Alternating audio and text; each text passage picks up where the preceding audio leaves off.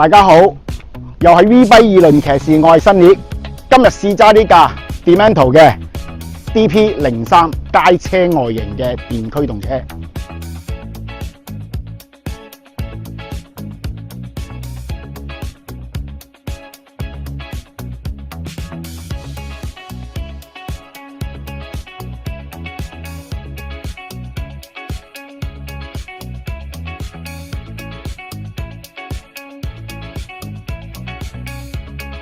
嗱，講翻今日我揸咧，大概係揸咗接近30公里啦。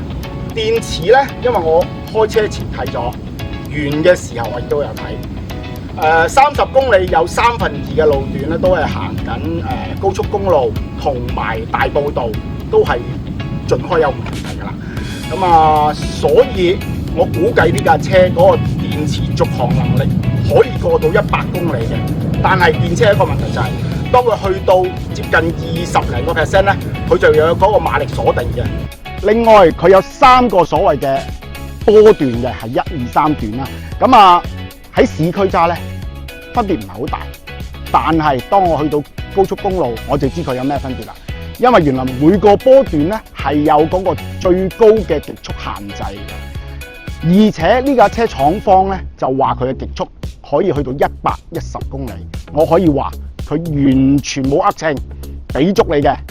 前避震咧就用咗 upside down 嘅，尾咧就係用咗單筒尾避震。尾避震可以有預載搞啞嘅預載調校啦，前避震就冇得校。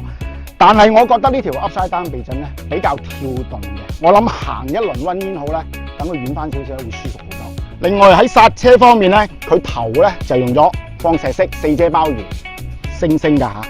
咁啊，我就覺得只係足夠嘅啫，應該個剎車卡鉗足夠嘅，但係我諗換咗啲迫力皮會好啲。尾迫力方面咧就係用咗對向兩遮，同樣我都係覺得換咗迫力皮會有提升嘅。呢部車咧用咗 TFT 嘅全彩色 display 嘅，而且佢有反白或者係全黑，仲可以 set auto， 喺日光下睇咧都係好清晰，好多嘢教。另外就已經內置咗一個高清嘅前後鏡頭㗎啦。